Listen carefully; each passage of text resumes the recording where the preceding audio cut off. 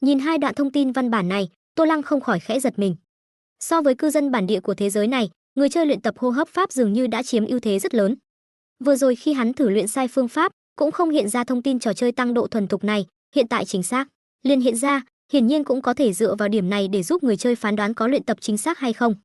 Tuy nhiên, so với bản thân toàn chi của hắn, không chỉ có thể phán đoán phương pháp luyện tập có chính xác hay không, còn có thể phản hồi nguy hại, chức năng nhắc nhở của hệ thống trò chơi thủy chung vẫn kém hơn một chút. Thập Tam điện hạ ngài thực sự là kỳ tài luyện võ, vậy mà lần thứ hai liền luyện thành công.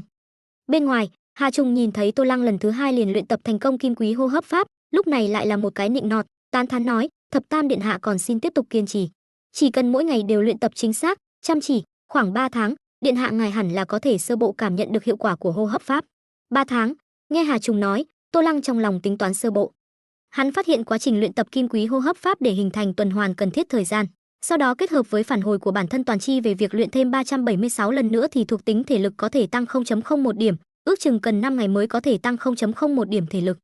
Mà 1 tháng có thể tăng 0.06, 3 tháng chính là 0.18.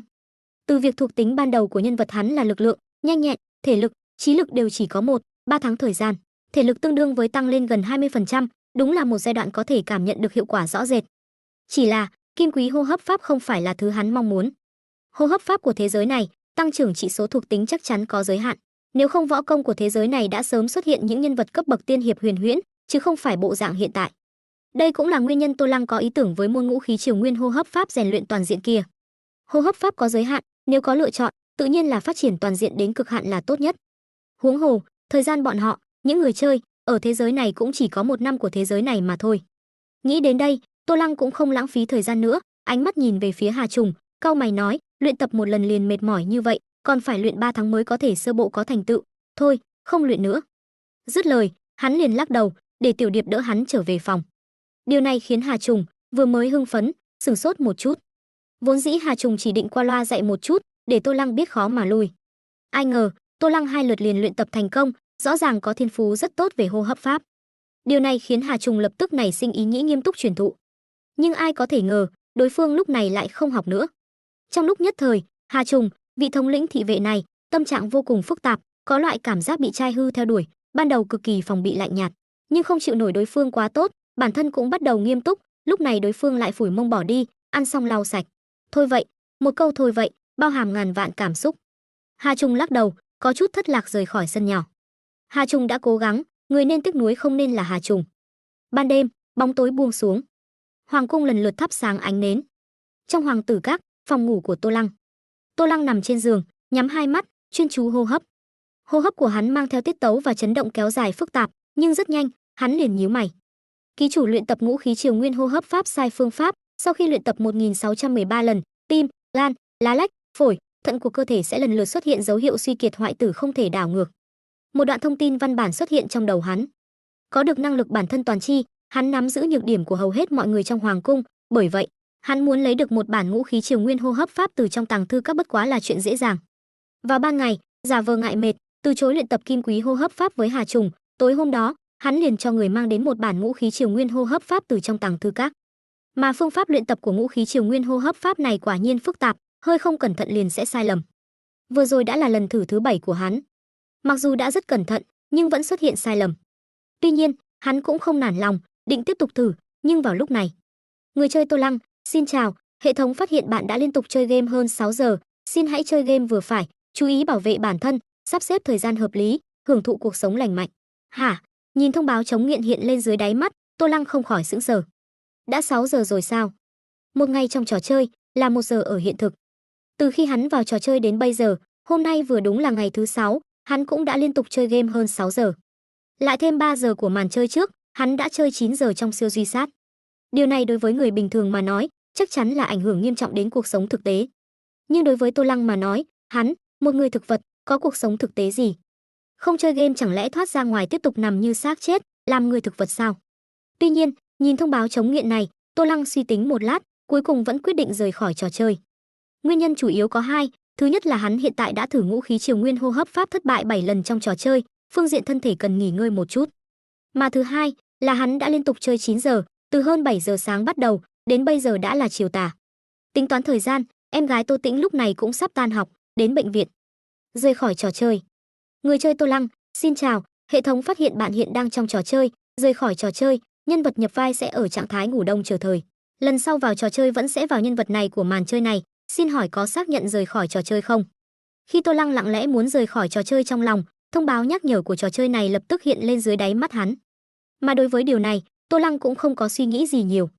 Thời gian nhiệm vụ của màn chơi này là 1 năm trong phó bản, tương đương với 15 ngày ở thế giới hiện thực, mà con người không thể 15 ngày không nghỉ ngơi, không ngủ mà chơi game. Bởi vậy, Tô Lăng trong lòng đã có suy đoán, trong trò chơi này, khi đang làm nhiệm vụ, rời khỏi trò chơi chắc chắn sẽ không trực tiếp rời khỏi màn chơi này. Tuy nhiên, việc nhân vật nhập vai sau khi rời khỏi trò chơi sẽ ở trạng thái ngủ đông chờ thời có chút vượt quá dự kiến của Tô Lăng. Ngủ đông chờ thời, vậy chẳng phải là ngủ say. Trong thời gian này, nếu bị đánh lén, chẳng phải là mọi việc đều thuận lợi. Đây là phản ứng đầu tiên của Tô Lăng khi nhìn thấy trạng thái ngủ đông chờ thời. Mặc dù đánh lén loại chuyện này không có đạo đức, nhưng là chuyện rất có khả năng, hơn nữa tỷ lệ còn rất lớn. Ít nhất Tô Lăng cũng không ngại làm như vậy. Nhưng rất nhanh, Tô Lăng nghĩ lại, người chơi không phải là người của thế giới này, căn bản không cần tuân theo quy luật nghỉ ngơi theo thời gian trong thế giới trò chơi. Hơn nữa, cho dù buồn ngủ, cũng đều có thể tìm một nơi an toàn, hoặc là không ai biết, đảm bảo sẽ không bị đánh lén, rồi nghỉ ngơi. Nếu ngay cả điểm này cũng không làm được, bị đánh lén và loại bỏ trong tình trạng này, dường như cũng đáng đời. Nghĩ như vậy, Tô Lăng liền cảm thấy thiết lập ngủ đông chờ thời này hợp lý hơn. Nơi này là hoàng cung, nơi phòng ngự nghiêm ngặt nhất của thế giới này, nhất là khi có hoàng tử chết, thập tam hoàng tử là ta đây lại bị hạ độc. Độ chuyên chú của thị vệ trong hoàng tử các chắc chắn chưa từng có, trong tình huống này, trừ khi vượt qua giá trị vũ lực của thế giới này, nếu không căn bản không thể đến đánh lén giết chết ta. Thế giới như vậy, từ góc độ cân bằng của trò chơi mà xem, người chơi trong màn chơi này cũng không thể có đạo cụ giết người từ xa, nếu không màn chơi này căn bản không có ý nghĩa. Tổng hợp những điều này, xác suất ta xảy ra chuyện sau khi rời khỏi trò chơi cơ bản là không. Sau khi phân tích một phen, xác nhận mình rất khó có khả năng bị đánh lén và loại bỏ sau khi rời khỏi trò chơi, Tô Lăng trong lòng lặng lẽ trả lời thông báo rời khỏi trò chơi của hệ thống, xác nhận. Trong nháy mắt xác nhận, hắn liền cảm thấy ý thức tách khỏi cơ thể, nhanh chóng rút lui, xung quanh đều là ánh sáng rực rỡ kỳ ảo. Đợi đến khi ý thức của hắn ổn định lại, bất ngờ đã rời khỏi trò chơi, trở về trạng thái ý thức hư vô, không có không gian, thời gian, bóng tối. Nhưng ngay sau đó, thính giác của hắn đã được siêu duy năng lượng chữa trị, trong khoảnh khắc liền tiếp nhận được lượng lớn thông tin âm thanh. Tiếng bước chân, tiếng nói chuyện, tiếng cười, tiếng khóc, tiếng xả nước, tiếng thiết bị vận hành, tiếng nước muối nhỏ giọt. Các loại âm thanh ồn ào, dưới sự phân biệt của siêu thính lực của Tô Lăng, dệt thành bức tranh muôn màu về mọi người trong bệnh viện. Tuy nhiên, so với những âm thanh này, trong phòng bệnh mà hắn đang ở lại có vẻ yên tĩnh dị thường.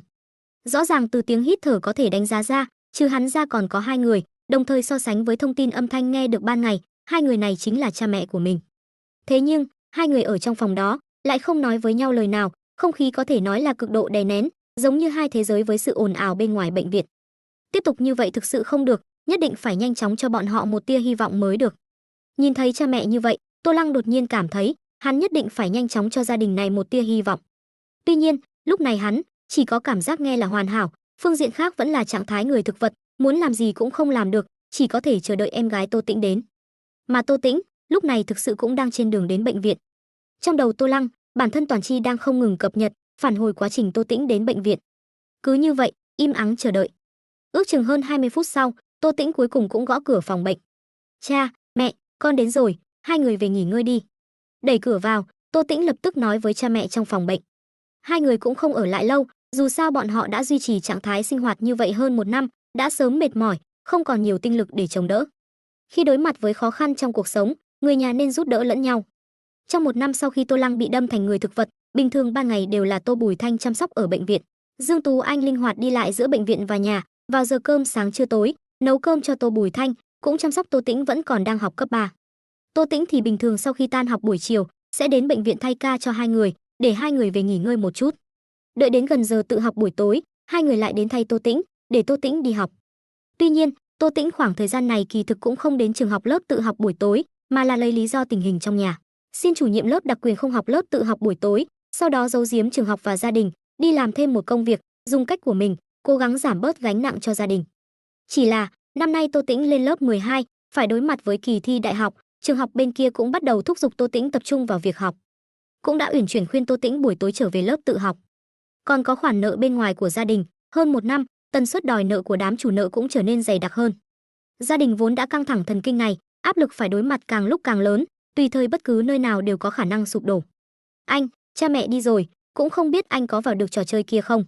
Sau khi cha mẹ rời đi, trong phòng bệnh chỉ còn Tô Tĩnh. Tô Tĩnh cuối cùng cũng nói đến chuyện trò chơi. Toa Toa nói với em, trò chơi kia có thể kích hoạt ý thức của anh, nếu anh thật sự vào trò chơi kia, anh hãy liên hệ với Toa Toa, ID của cô ấy trong đó là Tiểu Tiểu đáng yêu.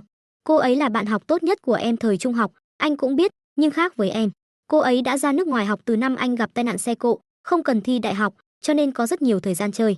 Em năm nay phải thi đại học, cho nên không có thời gian chơi trò chơi kia, nhưng nếu anh liên hệ với cô ấy chắc chắn sẽ lập tức liên hệ với em. Giọng nói của Tô Tĩnh giống như trong ký ức của Tô Lăng, ấm áp dịu dàng. Bình thường, Tô Tĩnh cũng giống như tên gọi, cực kỳ yên tĩnh, thích đọc sách một mình, đối với rất nhiều chuyện đều tỏ ra không tranh giành, là loại con gái ngoan ngoãn, đắm chìm trong thế giới nhỏ của mình. Tuy nhiên, Tô Tĩnh không hề yếu đuối, ngược lại, trong cốt tủy của Tô Tĩnh kỳ thực có một sự kiên cường. Một khi đã quyết định nghiêm túc làm một việc, sẽ không xem thường từ bỏ. Ví dụ như việc giấu giếm cha mẹ, lặng lẽ làm thêm. Nhưng đồng thời, sự kiên cường này cũng sinh ra một thói xấu của Tô Tĩnh, đó là mạnh miệng. Ngoài miệng nói là vì năm nay phải thi đại học, không có thời gian chơi, nhưng nguyên nhân thực sự lại là số tiền Tô Tĩnh làm thêm một năm tích lũy, chỉ đủ mua một chiếc mũ trò chơi siêu duy sát. Đây chính là em gái của Tô Lăng ở thế giới này. Tuy nhiên, nói thật, kỳ thực Tô Lăng đối với tình trạng hiện tại của gia đình này cũng không có cảm xúc gì. Hắn hiện tại không có cơ thể để bài tiết hormone, không cảm nhận được bất kỳ tâm trạng gì, lại thêm hắn thực ra là người xuyên không, mặc dù có ký ức của nguyên thân, nhưng cũng giống như đang xem một bộ phim dài, sẽ bị những trò đùa thân tình giữa nguyên thân và em gái khi còn bé làm cho cảm thấy ấm áp, nhưng không có loại thân thiết xuất phát từ nội tâm. Giống như đang xem một bộ phim ấm áp chữa lành, sẽ bị tình cảm trong đó làm cho ấm áp, nhưng thủy chung sẽ có một tầng ngăn cách giữa hiện thực và hư ảo. Đối với gia đình này, Tô Lăng càng nhiều là tam quan được hình thành từ kiếp trước, khiến hắn cảm thấy đối với gia đình này, đối với cha mẹ, em gái ở thế giới này, có trách nhiệm chăm sóc. Tô Tĩnh bỏ ra một năm thời gian tích lũy tiền mua mũ giáp, cha mẹ vay nợ duy trì sinh cơ cho hắn, đủ loại ân tình đều khiến hắn cảm thấy nên gánh vác trách nhiệm với gia đình này. Nhưng sâu trong nội tâm, Tô Lăng lại không thực sự hòa nhập vào gia đình này. Đương nhiên, trách nhiệm nên tận, hắn chắc chắn sẽ hoàn thành. Tiểu Tiểu đáng yêu, cái tên này thật sự là, vậy trước tiên thêm bạn học của em ấy, báo bình an, sau đó lại nghĩ cách lừa chút tiền trong hiện thực từ trong game, giải quyết vấn đề kinh tế khó khăn của gia đình này. Nghe Tô Tĩnh nói xong, Tô Lăng rất nhanh liền có kế hoạch trong lòng. Về sau, trong phòng bệnh, Tô Tĩnh lại phối hợp nói chuyện với Tô Lăng đang ở trạng thái người thực vật, có hồi ức về những chuyện thú vị thời thơ ấu của hai người, cũng có nói những lời mà trong hiện thực Tô Tĩnh không muốn bộc lộ sự yếu đuối, oán trách cuộc sống một chút, rất nhanh liền khôi phục tinh thần, bắt đầu học bài trong phòng bệnh. Lớp 12 đúng là một giai đoạn vô cùng gấp rút. Tô Lăng liền yên tĩnh như vậy lắng nghe, mãi cho đến khi Tô Tĩnh không nói thêm gì nữa, yên tĩnh học bài, hắn mới không quan tâm đến bên ngoài nữa, lại một lần nữa vào trò chơi. Vào trò chơi. Theo một ý niệm trong ý thức, hắn lại một lần nữa tiến vào thế giới trò chơi siêu duy sát. Trong căn phòng ngủ cổ kính, Tô Lăng nằm trên giường bỗng nhiên mở mắt. Hắn đứng dậy nhìn ra ngoài phòng, sắc trời đã sáng rõ. Quả nhiên thời gian vui vẻ luôn trôi qua đặc biệt nhanh. Nhìn sắc trời sáng rõ bên ngoài, Tô Lăng không nhịn được châm chọc một câu. Tối hôm qua sau khi hắn thử ngũ khí triều nguyên hô hấp pháp 7 lần, rời khỏi trò chơi lúc đó khoảng giờ tuất, tức là khoảng thời gian từ 7 giờ đến 9 giờ tối. Sau đó, hắn ở thế giới hiện thực đợi hơn 20 phút để Tô Tĩnh đến bệnh viện, lại nghe Tô Tĩnh phối hợp nói chuyện một lúc, tổng cộng dùng khoảng nửa canh giờ. Nhưng chính nửa canh giờ này, ở trong trò chơi lại là trôi qua nửa ngày, nguyên bản ban đêm trực tiếp biến thành ban ngày. Cũng may, hắn chọn khoảng thời gian chính là giờ ngủ của người trong thế giới này, cũng không gây ra sóng gió. Chỉ có Tiểu Điệp thấy hắn hôm nay ngủ hơi lâu, đến gõ cửa mấy lần, nhưng cũng không dám mạo hiểm xông vào. Tiếp tục, đơn giản rời giường rửa mặt, chào hỏi Tiểu Điệp, Tô Lăng liền bắt đầu tiếp tục tập luyện ngũ khí triều nguyên hô hấp pháp. Hết lần này đến lần khác thất bại, sau đó không nản lòng, lại một lần nữa thử. Cuối cùng, khi mặt trời lên cao, thời gian đến giữa trưa, Tô Lăng rốt cuộc đã tìm được phương pháp tập luyện chính xác. Độ thuần thục ngũ khí triều nguyên hô hấp pháp cộng 1. Ký chủ luyện tập chính xác ngũ khí triều nguyên hô hấp pháp, hoạt tính của tim, gan, lá lách, phổi, thận tăng cường. Sau khi luyện thêm 519 lần, thuộc tính lực lượng tăng 0.01, thuộc tính nhanh nhẹn tăng 0.01, thuộc tính thể lực tăng 0.01. Thông báo trò chơi tăng độ thuần thục hiện lên dưới đáy mắt. Đồng thời, trong đầu cũng xuất hiện phản hồi thông tin văn bản của bản thân toàn chi. Nhìn hai đoạn thông tin văn bản này, Tô Lăng nội tâm cũng không có sóng gió quá lớn, bởi vì đây vốn là kết quả tất nhiên dưới sự phân tích và suy diễn của hắn. Tuy nhiên, ngũ khí triều nguyên hô hấp pháp quả nhiên không hổ là hô hấp pháp rèn luyện toàn diện, lại có thể đồng thời tăng cường 3 loại thuộc tính lực lượng, nhanh nhẹn, thể lực. Về phần không tăng cường thuộc tính trí lực, điểm này Tô Lăng ngược lại có thể chấp nhận. Thuộc tính trí lực ở đây hẳn là chỉ là phản ứng thần kinh và tốc độ vận chuyển của đại não, liên quan đến đại não, hô hấp pháp không liên quan đến cũng rất bình thường. Tìm được phương pháp luyện tập chính xác của ngũ khí triều nguyên hô hấp pháp, tiếp theo chính là ngày đêm không ngừng luyện tập. Về sau mấy ngày, Tô Lăng liền mỗi ngày luyện tập ngũ khí triều nguyên hô hấp pháp, đồng thời dưng dưng dùng số tiền mà Bát hoàng tử đã chết bồi thường cho hắn, mua sắm lượng lớn nguyên liệu nấu ăn dinh dưỡng phong phú để phối hợp với việc hấp thu ẩm thực của ngũ khí triều nguyên hô hấp pháp. Nghiễm nhiên có chút ngăn cách với bên ngoài, không quan tâm đến chuyện bên ngoài. Mà ở bên ngoài, Tống Nhân Phong, vị thần thám đệ nhất Đại Chu, vẫn đang tiếp tục điều tra, cho dù bị tư duy nhảy vọt của các hoàng tử người chơi đánh lạc hướng, phương hướng điều tra đi rất nhiều đường vòng, nhưng cuối cùng, vị thần thám đệ nhất Đại Chu này vẫn tra được một số thứ. Sau khi thăm hỏi tất cả các hoàng tử không có kết quả, Tống Nhân Phong xem xét nguồn gốc của vụ án, chuyển hướng điều tra đến đám đầu bếp ở Tông Nhân phủ vào thời điểm vụ án phát sinh. Cuối cùng, Tống Nhân Phong nhìn ra sự dị thường của tên nam tử nhặt được túi tiền, sau khi thông qua một loạt thủ đoạn thẩm vấn, thành công khiến đối phương khai ra. Nhưng manh mối này cũng chỉ dừng lại ở vòng nhặt được túi tiền, liền không có tiến triển nữa. Rất nhanh, thời hạn 7 ngày mà lão hoàng đế cho Tống Nhân Phong điều tra thoáng qua mà qua, Tống Nhân Phong đem những thứ tra được nộp lên và chủ động xin tội. Lão hoàng đế sau khi xem xong ghi chép điều tra của Tống Nhân Phong, cho dù lại nổi giận, nhưng cũng biết chuyện này Tống Nhân Phong đã tận lực, cũng không trách phạt Tống Nhân Phong. Mấy ngày nay vất vả Tống Khanh ra rồi. Trong ngự thư phòng, xem xong điều tra của Tống Nhân Phong, phát xong cơn giận, lão hoàng đế đơn giản dùng chút ban thưởng, đuổi Tống Nhân Phong đi, sau đó, một bên nhìn chằm chằm một hướng khác của ngự thư phòng, vẻ mặt hung ác nham hiểm, một bên hỏi, mấy ngày nay người bên kia có phát hiện Minh Nghĩa có dị thường gì không? Một người bị giết, người bị hoài nghi trước hết chính là những người có thù. Người bình thường đều sẽ nghĩ như vậy, bởi vì đây là suy luận phù hợp nhất với nhận thức. Lão hoàng đế là người bình thường, bởi vậy, sau khi Bát hoàng tử Chu Minh Thành chết, lão hoàng đế ngoài mặt để Tống Nhân Phong đi điều tra, âm thầm còn để ám vệ của Ám Dạ Ti theo dõi Tô Lăng. Ám Dạ Ti là lực lượng tư nhân do hoàng thất bồi dưỡng, độc lập với cơ cấu triều đình, trực tiếp phục mệnh mỗi một đời hoàng đế. Bản chất của nó là một tổ chức tình báo, phụ trách giám sát thiên hạ, mỗi một châu quận đều có cứ điểm bí mật, mà tổng bộ ở kinh thành. Mỗi một ám vệ của Ám Dạ Ti đều được huấn luyện chuyên môn, về phương diện theo dõi, ẩn tàng, ngụy trang đều vô cùng lợi hại. Giống như trong ngự thư phòng, nhìn như thoáng cái liền có thể thấy rõ tất cả, nhưng kỳ thực trong đó liền ẩn giấu sự tồn tại của ám vệ.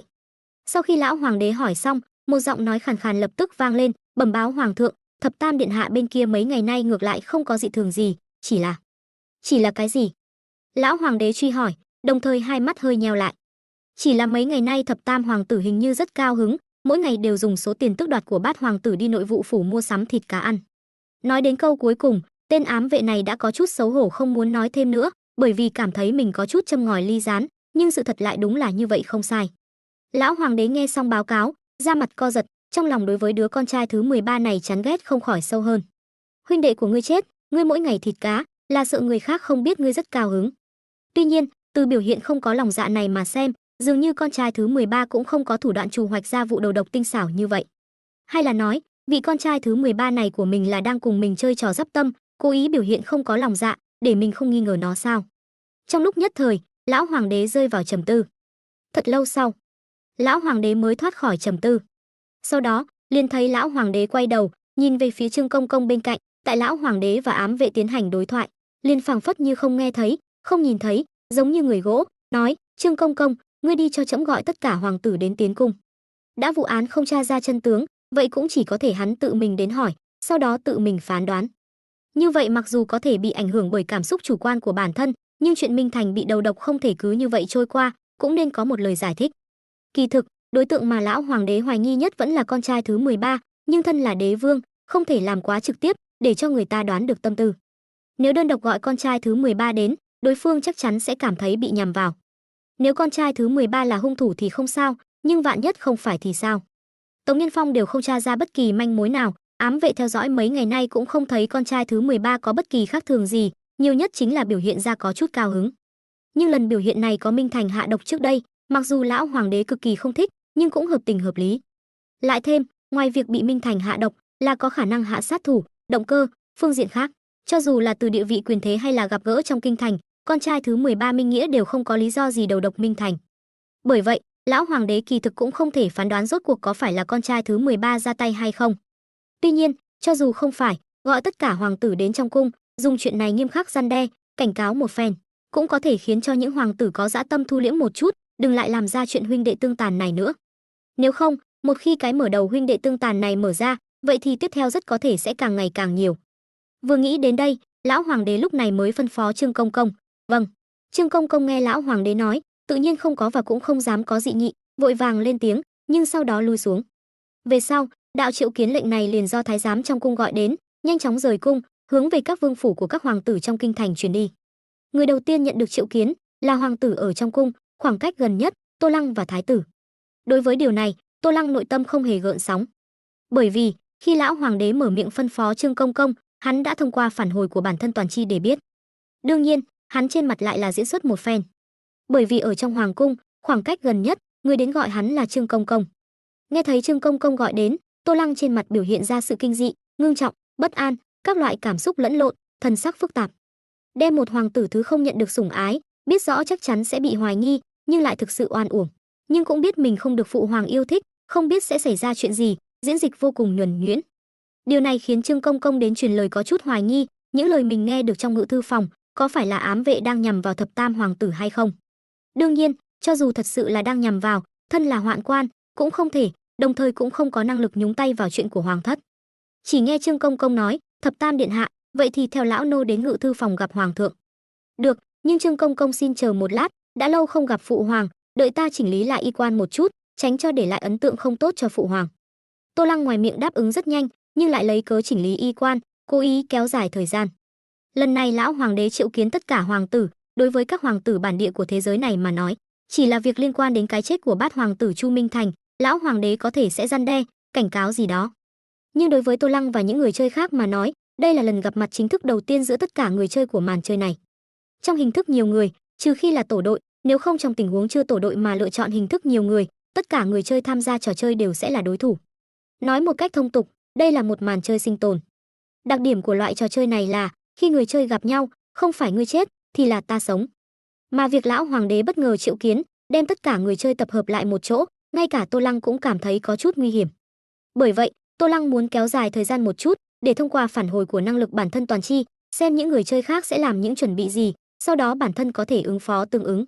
Ngươi đã không còn ấn tượng nào tốt nữa rồi.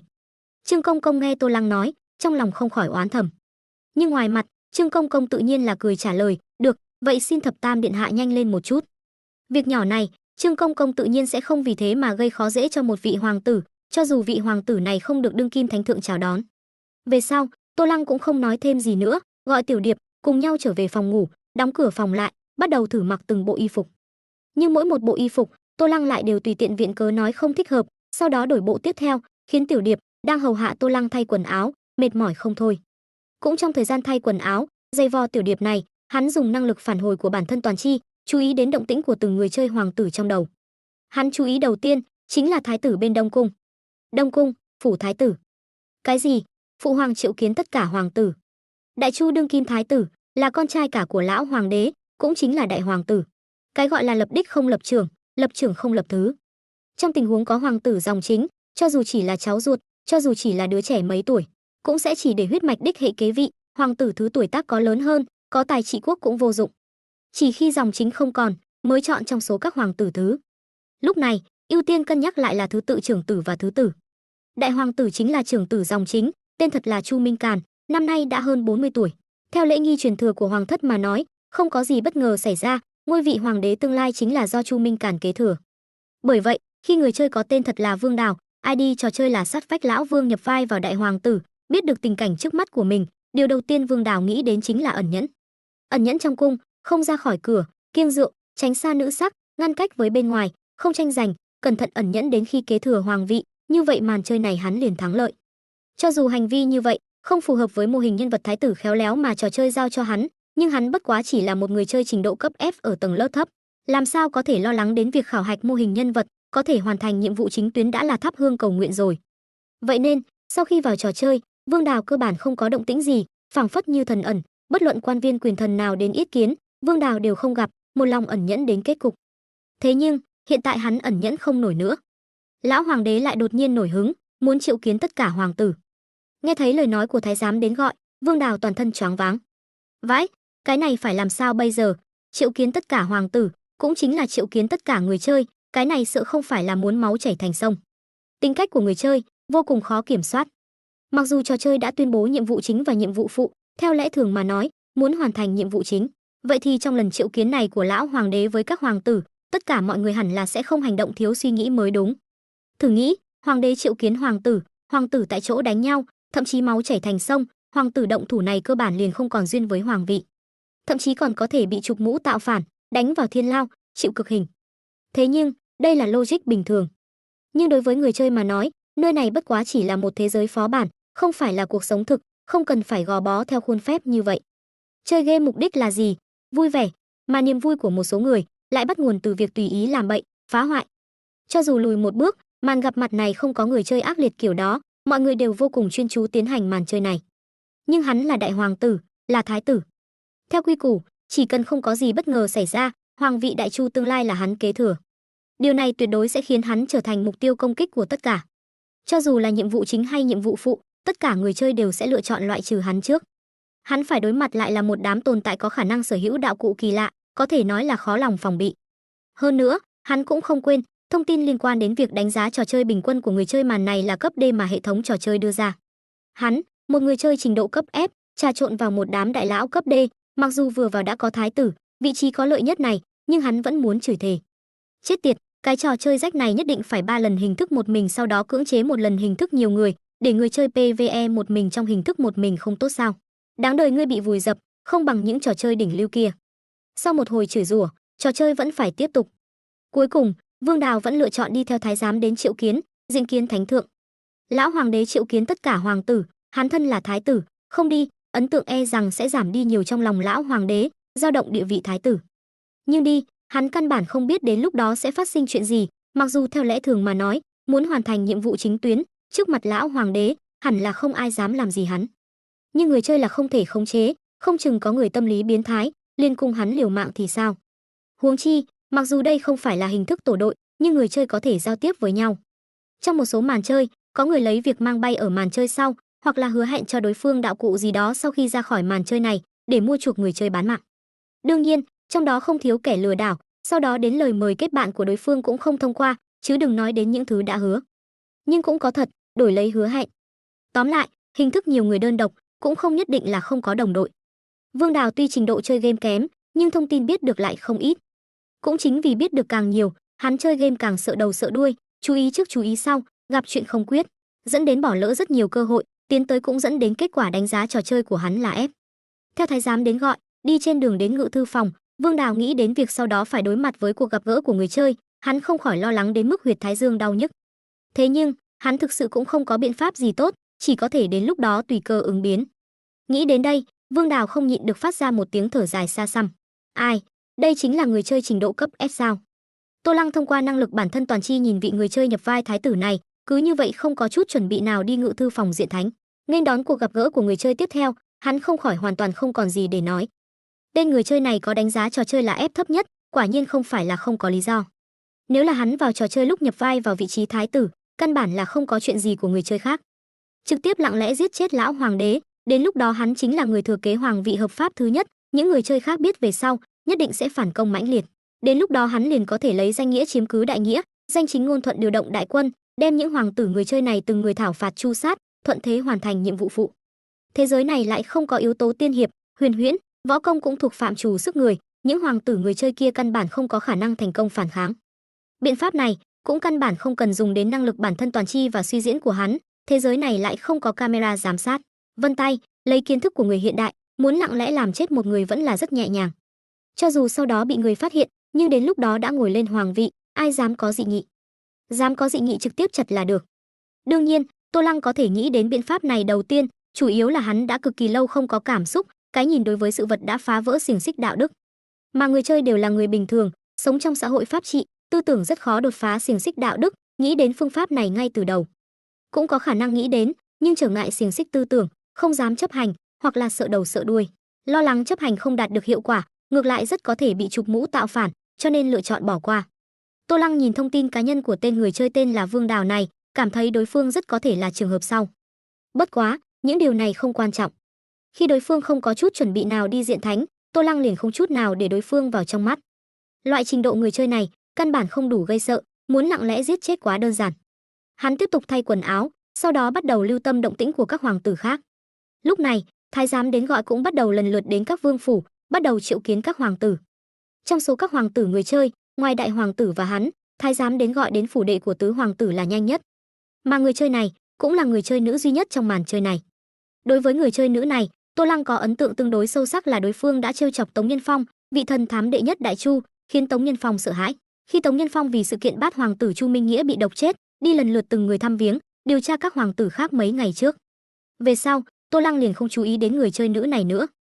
Bởi vì, có lẽ là do tư duy nam nữ khác biệt, người chơi nữ này cũng không làm gì để chuẩn bị cho việc tranh đoạt ngôi vị, ngược lại như một vương gia sống phóng túng, mỗi ngày đều không có việc gì, đi dạo khắp kinh thành, đến quán trà, thanh lâu, đắm chìm trải nghiệm cuộc sống tiêu dao của vương gia cổ đại.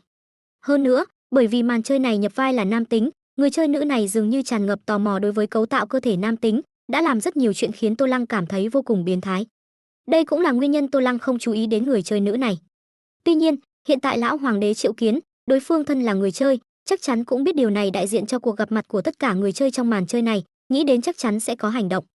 Đánh giá trò chơi của cô ấy là cấp E, mặc dù rất thấp, nhưng ít ra còn mạnh hơn Vương Đào kia, hẳn là sẽ không làm bất kỳ chuẩn bị gì. Tô Lăng suy nghĩ trong lòng. Năng lực bản thân toàn tri của hắn mặc dù có thể nhìn thấy thông tin cá nhân của đối phương, biết được đối phương đã làm gì, nói gì, nhưng không thể nhìn thấu suy nghĩ của con người. Vậy nên, hắn mới muốn xem những người chơi này sẽ làm chuẩn bị gì, để dựa vào hành vi mà suy ngược lại suy nghĩ của những người chơi này. Giống như là chơi bài, có thể nhìn thấy tất cả bài của đối phương, nhưng dùng mạch suy nghĩ đánh bài khác nhau để đánh, hiệu quả tự nhiên cũng sẽ không giống nhau. Tô Lăng chính là muốn trước tiên xem đối phương chuẩn bị đánh bài như thế nào, sau đó suy ngược ra mạch suy nghĩ đánh bài, rồi tiến hành ứng đối. Hả? Phụ hoàng Triệu Kiến tất cả hoàng tử. Tứ vương phủ, khi thái giám đến gọi đến và đem tin tức lão hoàng đế Triệu Kiến tất cả hoàng tử truyền đạt cho đối phương, người chơi nữ có tên thật là Trần Vi, biệt danh trò chơi là ngoài đá ra đều đẹp, sững sờ, chợt liền nói với thái giám đến gọi, "Được, vị công công này xin chờ một chút, để bản vương chỉnh lý dung nhan một phen." Sau khi thái giám đến gọi đồng ý, Trần Vi liền trở lại phòng ngủ, ngồi trước gương đồng trong phòng, bắt đầu mở ra từng hộp son phấn trước gương đồng, các loại giấy thoa môi, bắt đầu trang điểm. Đồng thời, miệng thỉnh thoảng còn lẩm bẩm, không biết trong số người chơi màn này có soái ca không? Đừng là một đám béo ú, xấu xí, vậy thì lãng phí việc ta dùng thẻ chuyển đổi giới tính. Các chị em đều nói, chơi trò chơi này giỏi, trí thông minh nhất định rất cao, tỷ lệ biết kiếm tiền rất lớn, hy vọng có thể nhanh chóng gặp được soái ca vừa cao vừa đẹp trai lại có tiền. Thực sự không được, chỉ có tiền cũng được. Nhìn người chơi nữ đang trang điểm, lại nghe những lời lầm bầm của đối phương, Tô Lăng có chút không nói nên lời. Tìm đối tượng tìm đến trong trò chơi, có chút khác thường, nhưng hình như lại cực kỳ hợp lý. Thấy đối phương một mực trang điểm đến khi ra ngoài, cho đến khi rời khỏi vương phủ, đều không có bất kỳ chuẩn bị gì khác, Tô Lăng cuối cùng cũng lười chú ý. Loại con gái ham mê nhan sắc này căn bản không phải là người chơi game nghiêm túc, cũng không đủ gây sợ. Về sau, Tô Lăng tiếp tục xem người tiếp theo. Trong số các hoàng tử người chơi, thái giám đến gọi đến phủ đệ của nhị hoàng tử là nhanh nhất. Nhị hoàng tử là do một người chơi có tên thật là La Chí Thiên, biệt danh trò chơi là Thiên Sơn nhập vai. Người chơi này tuy đánh giá trò chơi cũng là cấp E, nhưng còn được coi là tương đối nghiêm túc tiến hành màn chơi này, sau khi vào trò chơi, vẫn luôn sắm vai nhân vật bá nhạc ở dân gian, khắp nơi vung tiền chiêu mộ cao thủ, mong muốn dùng phương thức ám sát, đem những người chơi khác và lão hoàng đế từng người xử lý, tiến tới thượng vị. Tuy nhiên, khi thái giám đến gọi mang đến tin tức lão hoàng đế Triệu Kiến tất cả hoàng tử, người chơi này cũng trợn tròn mắt. Sau khi vào trò chơi, hắn đã chiêu mộ không ít cao thủ, nhưng hiển nhiên, những cao thủ mà hắn chiêu mộ được, đối với lần gặp mặt người chơi này không có bất kỳ trợ giúp nào. Lần Triệu Kiến này là hoàng tử, hắn không thể dẫn những cao thủ mà hắn chiêu mộ được đi cùng. Điều này cũng tương đương với những việc hắn đã làm sau khi vào trò chơi đều vô ích, ít nhất đối với lần gặp mặt người chơi này mà nói, coi như là vô ích. Bởi vậy, sau khi thái giám đến gọi đem tin tức Triệu Kiến nói xong, người chơi này đứng tại chỗ, sắc mặt biến đổi một hồi lâu. Thật lâu sau, đối phương mới thở ra một hơi, cũng không có bất kỳ chuẩn bị gì, hoặc là nói tùy cơ ứng biến, đến màn gặp mặt người chơi này. Nhìn đến đây, Tô Lăng cũng không tiếp tục chú ý nữa. Về sau, Tô Lăng lần lượt xem 4 hoàng tử người chơi khác, 4 hoàng tử người chơi này lần lượt nhập vai tam hoàng tử, thất hoàng tử, cửu hoàng tử và thập ngũ hoàng tử. Người chơi nhập vai tam hoàng tử, thất hoàng tử, cửu hoàng tử, ba người chơi này, đánh giá trò chơi cũng đều là cấp E. Sau khi vào trò chơi cũng là vì tranh đoạt ngôi vị mà làm rất nhiều chuẩn bị, nhưng đối với lần gặp mặt này lại đều không có tác dụng gì. Người chơi nhập vai tam hoàng tử là một người đàn ông trung niên, trải qua xã hội ma luyện, lấy tiền thông thần, trên dưới chuẩn bị các quan viên cấp độ trong kinh thành, lôi kéo lòng người để thu hoạch được sự ủng hộ của các quyền thần. Lần hành vi này cũng thực sự thu được một chút hiệu quả, đạt được sự ủng hộ của một số quan viên trong triều đình. Nhưng đáng tiếc, hành vi này ở lần gặp mặt bất ngờ này thực sự không có tác dụng gì. Mà người chơi nhập vai thất hoàng tử đi theo đường lối gần giống Tô Lăng, lấy việc nắm nhược điểm của quan viên kinh thành làm chủ, cụ thể là dùng cường quyền và tiền tài nuôi dưỡng ca cơ mỹ nhân, sắp xếp yến tiệc, chiêu đãi những nhân sĩ cao cấp trong kinh thành, sau đó tặng ca cơ mỹ nhân, dùng mỹ nhân kế để thu hoạch nhược điểm của những nhân sĩ cao cấp này, lại lấy lợi dụ để nắm bắt đối phương.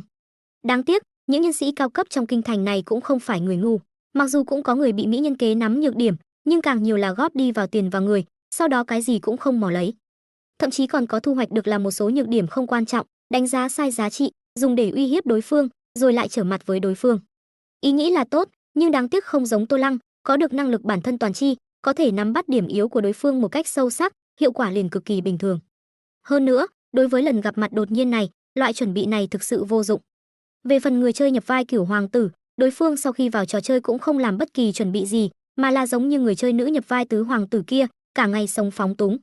Tuy nhiên, khác với người chơi nữ kia, cuộc sống phóng túng của người chơi này, nói là sống phóng túng, chi bằng nói là cặn bã.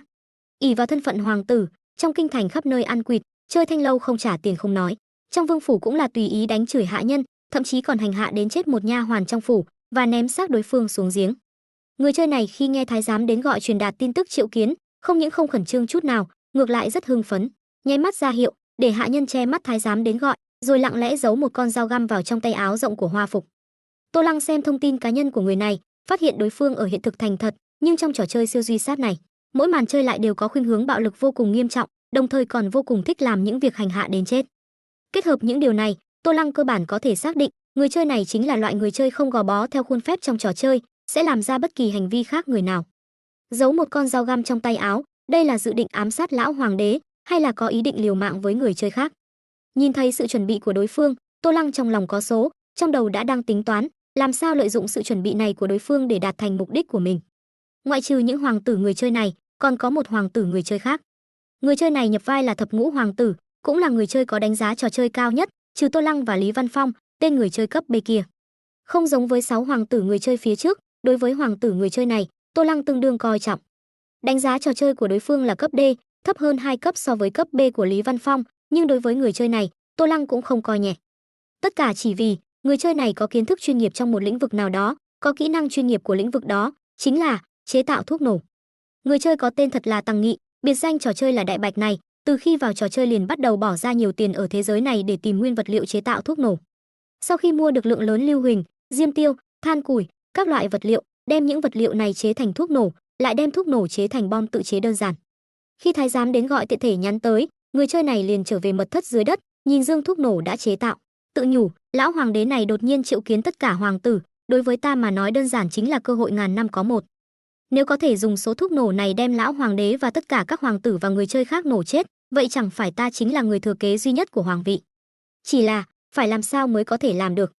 Mặc dù có kiến thức chuyên nghiệp về chế tạo thuốc nổ, nhưng người chơi này lại nghĩ không ra làm thế nào lợi dụng số thuốc nổ này để nổ chết lão hoàng đế và những người chơi khác. Bởi vậy, sau một hồi đi đi lại lại trong hầm, cuối cùng, vị người chơi nhập vai Thập Ngũ Hoàng tử này, có tên thật ở hiện thực là Tằng Nghị, chỉ có thể đem mấy quả bom tự chế đơn giản buộc vào trong áo lót để phòng thân. Làm xong những điều này, hắn liền trở về mặt đất, đi theo thái giám đến gọi, cùng đi về phía trong cung. Xem hết sự chuẩn bị của tất cả hoàng tử người chơi, Tô Lăng hơi trầm ngâm một lát, rồi nói với Tiểu Điệp đang bận trước bận sau thay hoa phục cho hắn, cứ bộ này đi. Trương Công Công bên ngoài kỳ thực đã sớm không kiên nhẫn, nhưng trước đó đã đáp ứng lời nói của Tô Lăng là chỉnh lý y quan, liền cũng không tiện thúc giục. Bất quá, trong lòng Trương Công Công đã vô cùng hối hận. Khi Tô Lăng cuối cùng cũng thay xong hoa phục, đi ra, trên mặt Trương Công Công đã không còn sắc mặt tốt. Thập Tam điện hạ, mời đi. Trương Công Công giọng điệu có chút lạnh nhạt nói. Tô Lăng thì hoàn toàn làm như không thấy vẻ mặt lạnh nhạt của Trương Công Công, cười chắp tay nói, làm phiền Trương Công Công đợi lâu. Về sau, hai người liền cùng nhau đi về phía ngự thư phòng. Một đường không nói chuyện, rất nhanh, Tô Lăng dưới sự dẫn đầu của Trương Công Công đi tới ngự thư phòng. Khi hai người tới ngự thư phòng, nơi này đã sớm có nhiều vị hoàng tử chờ đợi. Thập Tam đệ đến rồi. Thập Tam đệ thân thể đã hoàn hảo. Thập Tam đệ, nhiều ngày không gặp, xem ra đệ đã không có gì đáng ngại, vi huynh cái này liền yên tâm. Sau khi Tô Lăng đến, các hoàng tử đến sớm nhao nhao chào hỏi hắn. Cùng lúc đó, Trương Công Công cũng quay người nói với hắn, Thập Tam điện hạ xin chờ ở đây một lát, hoàng thượng hiện tại đang bận quốc sự, đợi làm xong sẽ gọi các ngài. Dứt lời, Trương Công Công liền quay người đi vào trong ngự thư phòng. Các hoàng tử khác cũng nhận được câu trả lời chắc chắn tương tự từ thái giám đến gọi, chỉ là khác với Trương Công Công, những thái giám đến gọi kia không có tư cách vào ngự thư phòng, mà là cùng nhau chờ ở bên ngoài. Lúc này, bên ngoài ngự thư phòng, các hoàng tử trước mắt đã đến 5 vị, ngoại trừ đại hoàng tử, các hoàng tử khác đều là cư dân bản địa của thế giới này. Những hoàng tử bản địa này lần lượt là Ngũ hoàng tử, Lục hoàng tử, Thập hoàng tử, Thập nhị hoàng tử. Lúc này, những hoàng tử này đều đang vây quanh Vương Đào, người chơi nhập vai thái tử, tiến hành nịnh nọt, bao gồm cả Lục hoàng tử ẩn giấu rất sâu mà Tô Lăng tương đối để ý, cũng như vậy. Điều này kỳ thực cũng là chuyện thường tình. Các triều đại thay đổi, mặc dù đã xuất hiện một số sự kiện hoàng tử tranh đoạt ngôi vị, huynh đệ tương tàn, nhưng dưới đại đa số tình huống, kỳ thực đều là thái tử thuận lợi kế vị. Các hoàng tử khác muốn sống tốt hơn sau khi thái tử kế vị, tự nhiên phải nịnh nọt thái tử nhiều hơn. Tốt nhất là có thể gia nhập vào phe cánh của đối phương, nếu không bị loại trừ đối lập là chuyện sớm muộn. Tuy nhiên, Tô Lăng nhìn thái tử lúc này, bị 4 vị hoàng tử vây ở trung tâm, kiệm lời ít nói, chỉ thỉnh thoảng gật đầu, nhưng rất ít nói chuyện, trong lòng không khỏi có chút buồn cười. Vị người chơi Vương Đào nhập vai thái tử này, trình độ trò chơi chỉ có cấp F, sau khi vào trò chơi liền một mực ẩn nhẫn tại Đông Cung phủ thái tử, chưa từng đi ra, bây giờ bị cưỡng chế gọi đến, ít nhiều có chút bộ dáng sợ xã hội. Mà Tô Lăng biết nội tình của nó, nhìn đối phương bị 4 vị hoàng tử bản địa vây quanh nịnh nọt, cũng thỉnh thoảng ngẫu nhiên thảo luận quan điểm chính trị về quốc gia xã tắc, luôn có loại cảm giác một con husky trà trộn vào trong bầy sói, run rẩy không dám lên tiếng. Đương nhiên, hắn tự nhiên sẽ không biểu hiện ra dị thường gì. Mặc dù dưới năng lực bản thân toàn chi của hắn biết thân phận của tất cả hoàng tử người chơi, nhưng ở góc nhìn của 7 người chơi hoàng tử khác, thân phận của người chơi hoàng tử khác cũng chỉ là mục tiêu suy đoán trong lòng, lại không thể hoàn toàn xác nhận. Một số người chơi thậm chí còn không có mục tiêu suy đoán, tỉ như người chơi nữ nhập vai tứ hoàng tử kia, căn bản còn chưa hiểu hoàng tử nào có thể là do người chơi nhập vai. Bởi vậy, Tô Lăng vẫn duy trì giả tượng mình là hoàng tử bản địa của thế giới này. Đa tạ các vị hoàng huynh quan tâm, hoàng đệ thân thể đã không còn đáng ngại, chỉ là còn lưu lại một chút bệnh vật mà thôi, nhưng cũng chỉ là chuyện nhỏ. Lần lượt đáp lại các hoàng tử hỏi thăm hắn, sau đó Tô Lăng liền cũng gia nhập vào 4 vị hoàng tử bản địa, bắt đầu nịnh nọt Vương Đào, vị thái tử này. Mà nhìn thấy Tô Lăng gia nhập, thái tử do Vương Đào nhập vai, trong mắt rõ ràng nổi lên vẻ khẩn trương. Hắn tuy một mực ẩn nhẫn tại phủ thái tử, nhưng đối với tin tức bên ngoài vẫn biết. Hắn thấy Bát hoàng tử hạ độc, đầu độc thập tam hoàng tử, sau đó bị bắt vào tông nhân phủ liền bị độc chết, hung thủ hẳn là thập tam hoàng tử Chu Minh Nghĩa. Mà sau khi Bát hoàng tử chết, hắn lập tức nhận được thông báo trò chơi bị loại, bởi vậy, trong lòng hắn phán đoán, vị thập tam hoàng tử Chu Minh Nghĩa này hẳn là người chơi Tô Lăng. Hiện tại, đối phương cố ý đến gần hắn, điều này khiến hắn làm sao không khẩn trương. Đối phương thế nhưng là cao thủ người chơi, bắt đầu liền loại bỏ một người chơi. Bất quá, đối phương dường như còn chưa đoán được ta là người chơi. Điều này khiến Vương Đào trong lòng thở phào nhẹ nhõm. Nhưng rất nhanh, nội tâm hắn lại nhấc lên. Vạn nhất đối phương là đang diễn thì sao? Dù sao đối phương thế nhưng là cao thủ người chơi. Trong lúc nhất thời, nội tâm của hắn vô cùng xoắn xuýt, tính cách lo lắng lại trỗi dậy, vô ý thức liền kéo ra một chút khoảng cách với Tô Lăng, sợ bị đối phương đánh lén, nhưng lại sợ kéo dài khoảng cách quá xa, bị đối phương phát giác dị thường, phát hiện thân phận người chơi, thế là chỉ hơi kéo ra khoảng 1 thước. Tô Lăng nhận ra sự day dứt trong lòng đối phương, hắn quan sát khoảng cách hai người bị kéo ra, chỉ còn lại 1 thước, không khỏi im lặng. Nếu hắn thực sự muốn làm gì, khoảng cách ngắn ngủi ấy có ích gì? Tuy nhiên, nghĩ đến việc đối phương chỉ là người chơi cấp F, Tô Lăng cũng thấy dễ hiểu. Chỉ có những người chơi cấp thấp như vậy mới hành động thiếu suy nghĩ. Trong lòng Tô Lăng thầm lắc đầu, nhưng ngoài mặt vẫn giữ nguyên hình tượng nhân vật, không nói lời nào. Lần lượt, các vị hoàng tử khác tiến vào cung, đến trước cửa ngự thư phòng. Mỗi khi có hoàng tử đến, mọi người đều phải khách sáo chào hỏi, bao gồm cả 6 vị hoàng tử là người chơi khác. Trong số 6 người chơi này, ngoại trừ nữ người chơi nhập vai tứ hoàng tử, sau khi đến, ánh mắt láo liên nhìn quanh, dường như đang so sánh dung mạo các hoàng tử. Những người chơi còn lại đều cố gắng duy trì hình tượng hoàng tử, ngấm ngầm quan sát, tìm kiếm những cử động đáng ngờ từ các hoàng tử khác, nghi ngờ họ là người chơi. Tô Lăng quan sát biểu hiện của những người chơi khác, cảm thấy không khí có chút giống trò chơi ma sói. 8 người chơi, bản thân hắn là dân thường, 7 người còn lại đều là sói, phải đoán thân phận đối phương, ra tay sát hại để giành chiến thắng. Trò chơi này chẳng khác gì ma sói. Chỉ tiếc, trong số đó lại có một con sói có tầm nhìn của chúa, đây chắc chắn là một cuộc tàn sát đơn phương. Tuyên các hoàng tử yết kiến. Đột nhiên, một giọng nói the thé vang lên từ trong ngự thư phòng. Là giọng của Trương Công Công. Đây cũng là dấu hiệu cho thấy màn kịch tranh giành quyền lực chính thức bắt đầu. Theo tiếng gọi của Trương Công Công, 16 vị hoàng tử, dẫn đầu là thái tử, lần lượt tiến vào ngự thư phòng. Dù số lượng người đông đảo, ngự thư phòng của hoàng thất vẫn rất rộng rãi, không hề có cảm giác chật chội. Khi bước vào ngự thư phòng, các hoàng tử bản địa bắt đầu tự giác xếp hàng ngay ngắn, đứng thành 2 hàng theo thứ tự, đồng thời chừa ra những chỗ trống. Tô Lăng liếc nhìn một lượt, nhanh chóng nắm bắt quy luật, sau đó đi đến vị trí của mình. Những người chơi hoàng tử khác có phần chậm chạp hơn, ngơ ngác đứng giữa điện, đợi các hoàng tử khác đã đứng vào vị trí, mới vội vàng quay đầu, đi đến những chỗ trống mà các hoàng tử bản địa đã chừa. Nhưng ngoại trừ tam hoàng tử và thất hoàng tử, 2 người chơi nhập vai có tuổi đời không nhỏ, đã trải qua nhiều va chạm trong xã hội. Thông qua quan sát tìm ra quy luật, những người chơi còn lại đều đứng lộn xộn, không hề nắm bắt được quy luật. Điều này khiến các hoàng tử bản địa khác cảm thấy kỳ lạ, còn lão hoàng đế ngồi trên cao thì cau mày. Hừ, xem ra trẫm đã lâu không dạy dỗ các ngươi, đến cả thứ tự trưởng ấu cũng không biết. Nhìn những người chơi hoàng tử đứng sai vị trí, lão hoàng đế lạnh giọng quát, còn không mau chóng về vị trí của mình. Lời nói của lão hoàng đế mang theo sự tức giận, khí thế của bậc đế vương cũng theo đó bùng nổ. Các hoàng tử có mặt đều run rẩy trong lòng. Lúc này, các hoàng tử bản địa khác mới lên tiếng nhắc nhở những hoàng tử đứng sai vị trí, chỉ cho họ chỗ đứng đúng. Hành động này có vẻ tốt bụng, nhưng thực chất lại đầy toan tính. Trước khi lão hoàng đế nổi giận, những hoàng tử bản địa này không hề nhắc nhở, đợi đến khi lão hoàng đế tức giận mới lên tiếng. Rõ ràng là muốn khiến lão hoàng đế bất mãn với những người chơi hoàng tử đứng sai vị trí, sau đó mới ra vẻ làm người tốt. Nếu là người ngây thơ, có lẽ còn cảm kích những hoàng tử bản địa đã lên tiếng nhắc nhở. Nhưng trên thực tế, tâm cơ của những hoàng tử bản địa này so với người chơi hoàng tử cao hơn không biết bao nhiêu bậc. Chỉ có điều, họ bị giới hạn bởi nhận thức về thế giới, không thể vượt qua tư duy hạn hẹp mà thôi. Đối với những người chơi khác, cho dù là lão hoàng đế hay các hoàng tử bản địa, trong lòng họ đều cảm thấy đối phương chẳng qua chỉ là NPC, là để phục vụ cho trò chơi của họ.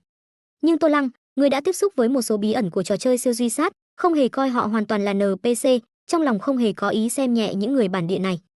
Đừng thấy hiện tại các hoàng tử người chơi dường như không có vấn đề gì, sau khi nhập vai cũng không bị ảnh hưởng quá nhiều bởi thế giới này.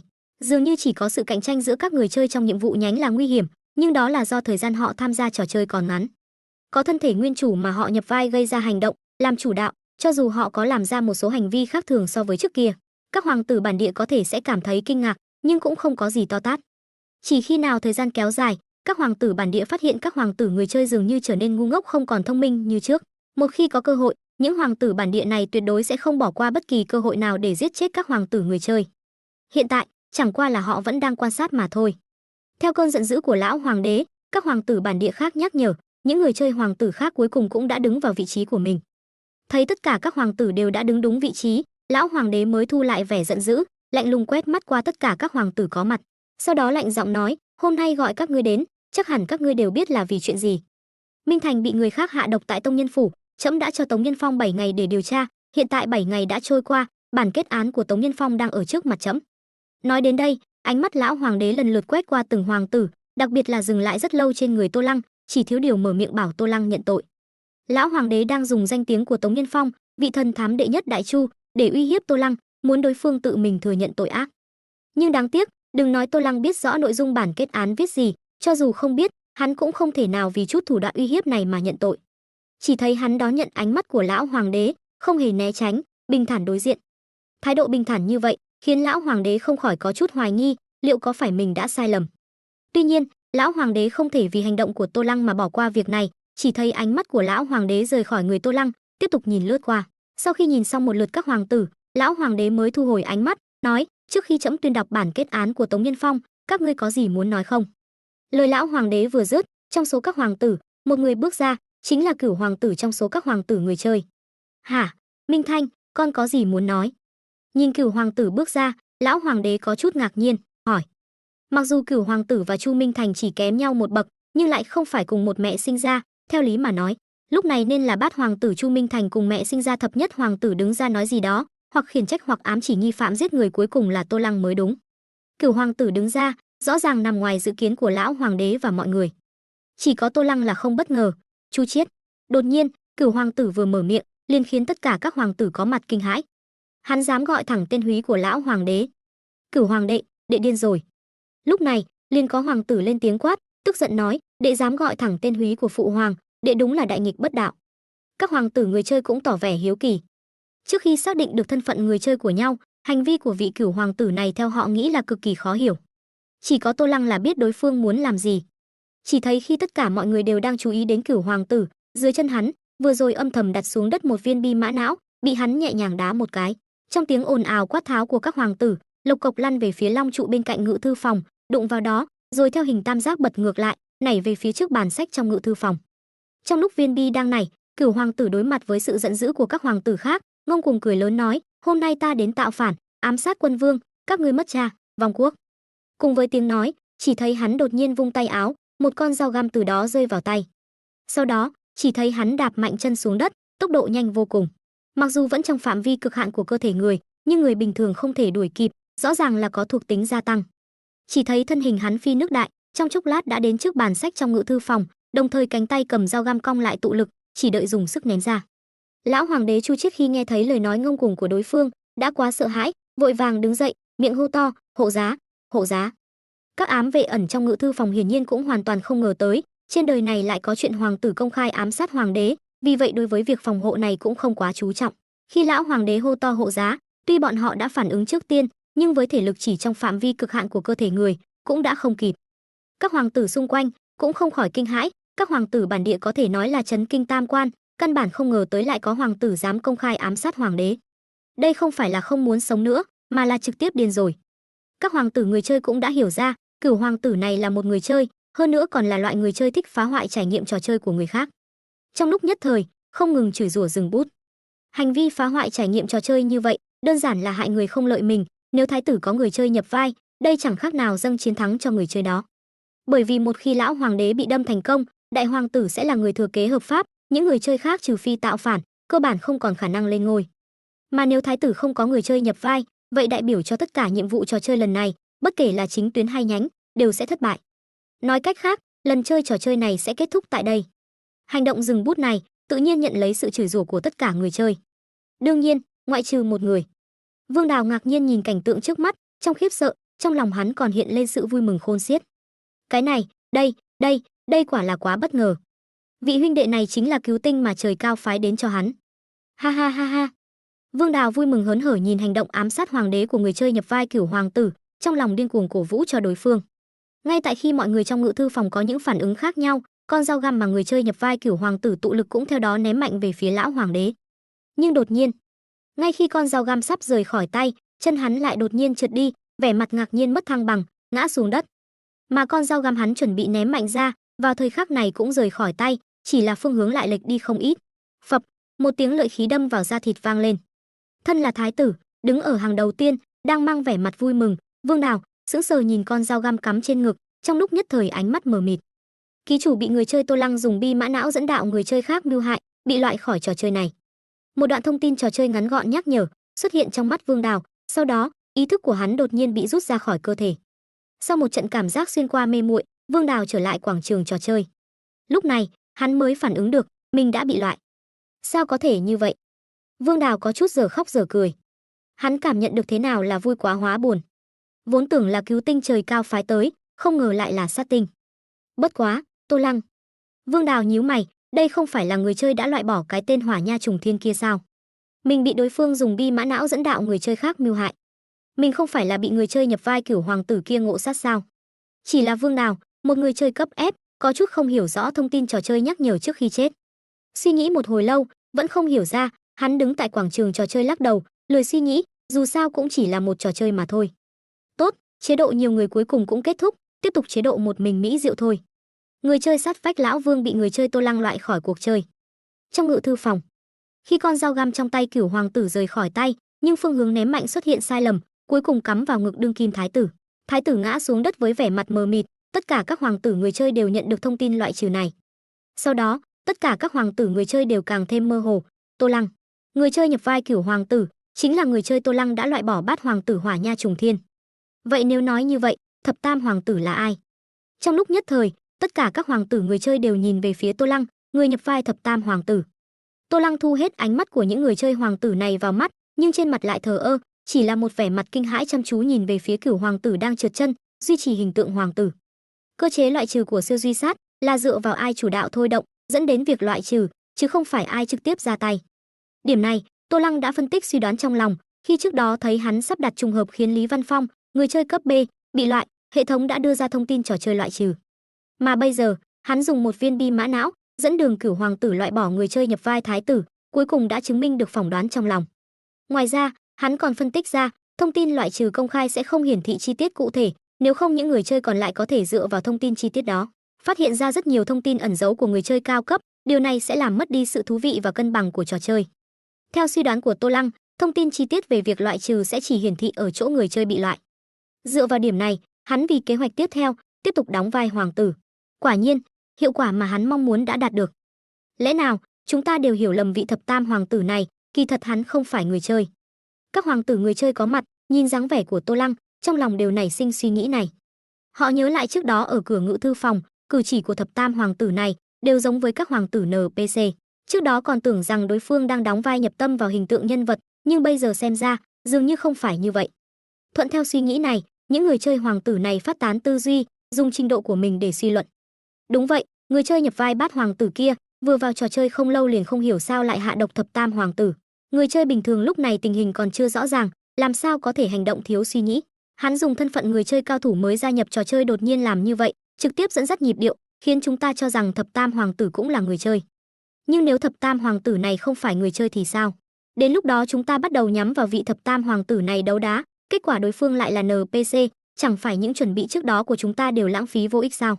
Tên Hỏa Nha Trùng Thiên này thật là âm hiểm, vừa đến đã lãng phí tài nguyên của chúng ta. Bất quá, cũng may ác giả ác báo, bị người chơi Tô Lăng nhập vai Cửu hoàng tử này thừa cơ làm chết. Tên Tô Lăng này tiếp theo cũng sẽ bị hoàng đế của thế giới này xử lý vì tội ám sát, tất cả đều vui vẻ. Nghĩ đến đây, những người chơi hoàng tử khác vốn đang tức giận vì Cửu hoàng tử phá hoại trải nghiệm trò chơi, giờ khắc này đều chuyển thành thích thú. Đương nhiên, ngoại trừ người trong cuộc. Khi không cẩn thận trượt chân, ngã trên mặt đất, người chơi nhập vai Cửu hoàng tử, ID trò chơi là Hành Hạ Chí Tử Cuồng Tưởng, tên thật là Lưu Tùng, lập tức hận không thể tìm một cái lỗ để chui xuống. Vốn tưởng tượng ra cảnh phá vỡ quy tắc, khiến tất cả NPC kinh ngạc há hốc mồm, khiến người chơi tức giận, đột nhiên biến thành một màn mất mặt buồn cười, khiến hắn có cảm giác xấu hổ vô cùng. Nhưng một khắc sau, khi thấy thông tin trò chơi nhắc nhở về việc loại trừ, hắn sững sờ. Tô Lăng, ta lúc nào lại thành cái gì Tô Lăng? Hắn biết Tô Lăng này mấy ngày trước vừa loại bỏ người chơi nhập vai Bát hoàng tử, tên là Hỏa Nha Trùng Thiên. Thế nhưng, điều này thì liên quan gì đến hắn? Trình độ trò chơi chỉ là cấp E, còn chưa làm rõ cơ chế loại trừ của siêu duy sát, Lưu Tùng vô cùng không hiểu rõ ràng là hắn đã giết người chơi nhập vai thái tử.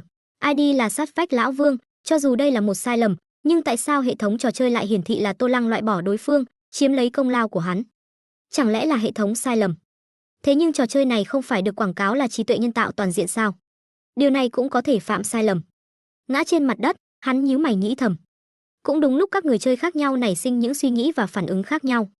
Bên ngoài, trong ngự thư phòng, một tiếng kêu thống khổ đột nhiên vang lên, Càn Nhi. Lão hoàng đế nhìn thấy thi thể của đương kim thái tử nằm trong vũng máu, trong lòng bi phẫn đan xen. Mà lúc này, các ám vệ ẩn trong ngự thư phòng cũng trong khoảnh khắc cùng nhau xuất động, từ bốn phương tám hướng hiện ra hơn 10 người, trong nháy mắt liền chế ngự Cửu hoàng tử đang ngã trên đất, lôi hắn lên. Bất quá, người chơi nhập vai Cửu hoàng tử cũng không phản kháng, sau khi trượt chân ngã xuống, trang bức thất bại, hắn liền trực tiếp buông xuôi, đầu vùi trên mặt đất, không dám nhìn những người chơi khác, an tâm chờ chết. Các hoàng tử bản địa xung quanh, sau khi bị chấn động bởi màn kịch chưa từng có này, bây giờ thấy tình thế phát triển lại biến thành thái tử bị ngộ sát, trong lúc nhất thời, trong lòng đều nảy sinh những suy nghĩ khác nhau. Thái tử chết, vậy ngôi vị hoàng đế? Đương nhiên, vẻ mặt của họ sẽ không biểu hiện ra những suy nghĩ này, mà từng người đều đấm ngực dậm chân, đau lòng nhức óc, vẻ mặt bi thống. Hoàng huynh, sao có thể như vậy? Hoàng huynh của ta, trời cao đố kỵ anh tài, lão Tặc Thiên, ngươi trả hoàng huynh cho ta. Nhanh, nhanh truyền thái y, hoàng huynh của ta nếu có mệnh hệ gì, thái y viện đừng hòng yên ổn. Tô Lăng cũng là một trong số đó. Hắn nghiến răng nghiến lợi nhìn về phía Cửu hoàng tử bị áp giải, phẫn nộ hét lớn, Chu Minh Thanh, tên xúc sinh nhà ngươi, dám làm ra hành vi thí phụ thí huynh như vậy, ngươi làm sao dám? Tô Lăng thể hiện cảm xúc dạt dào, không khỏi khiến những người chơi hoàng tử vẫn đang quan sát hắn, càng thêm chắc chắn Tô Lăng rất có thể thực sự chỉ là một hoàng tử NPC, chứ không phải người chơi. Bất quá, tình hình trước mắt không phải lúc để chú ý đến điều này. Người chơi nhập vai thái tử đã bị loại, thái tử cũng đã chết, người thừa kế ngôi vị hoàng đế xuất hiện khoảng trống, đây chính là một cơ hội tốt để thể hiện. Vừa nghĩ đến đây, trong số các người chơi, Tam hoàng tử, người am hiểu đạo lý đối nhân xử thế nhất, lúc này oa một tiếng khóc lớn, vô cùng bi thương khóc tang trước thi thể thái tử. Hoàng huynh ơi, sao huynh có thể ra đi như vậy? Khát vọng trong lòng huynh chưa được thực hiện, sao có thể ra đi như vậy? Vừa khóc tang, người chơi nhập vai Tam hoàng tử này vừa nhào tới bỏ về phía thi thể thái tử, không biết còn tưởng rằng hai người là bạn thân thiết. Các hoàng tử người chơi khác thấy vậy, cũng nhao nhao kịp phản ứng, lần lượt bắt đầu khóc tang. Trong lúc nhất thời, trong ngự thư phòng, tiếng khóc tang vang vọng. Lúc này, các ngự lâm quân hộ vệ bên ngoài ngự thư phòng nghe thấy động tĩnh cũng cấp tốc tràn vào. Khi nhìn thấy thái tử nằm trong vũng máu, đương kim thánh thượng vô cùng bi thương, tất cả các hoàng tử cùng nhau khóc tang. Tất cả mọi người đều sợ hãi, vội vàng cũng bắt đầu khóc tang, chỉ hy vọng sẽ không phải chịu trách phạt quá nặng.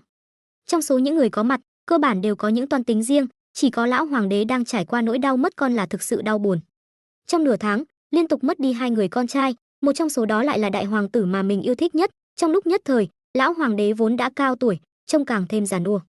Sau một nén nhang, các thái y vội vàng chạy đến, tiến hành cứu chữa cho thái tử. Nhưng chỉ một lát sau, các thái y sợ hãi quỳ xuống đất, đồng thanh nói, bệ hạ nén bi thương, thái tử đã băng hà. Khi nhận được xác nhận từ các thái y, lão hoàng đế cuối cùng không chịu nổi nữa, lùi lại mấy bước, ngồi phịch xuống long ỷ phía sau. Một lúc lâu sau, lão hoàng đế mới chậm rãi ngẩng đầu, ánh mắt nhìn chằm chằm vào Cửu hoàng tử đang bị áp giải, nghiến răng nghiến lợi tức giận nói: "Nghịch tử, người đâu, trẫm cho chém." Tuy nhiên, mệnh lệnh của lão hoàng đế đưa ra, lại không ai dám tuân theo. Cho dù là ám vệ của Ám Dạ Ti hay Ngự Lâm quân hộ vệ nghe thấy động tĩnh xông vào, đều không ai dám chấp hành. Bởi vì, người bị chế ngự trên mặt đất không phải là thích khách bình thường, mà là đương kim Cửu hoàng tử. Mặc dù vị Cửu hoàng tử này đại nghịch bất đạo, công khai ám sát hoàng đế, nhưng lại không thành công, chỉ là đâm chết đương kim thái tử.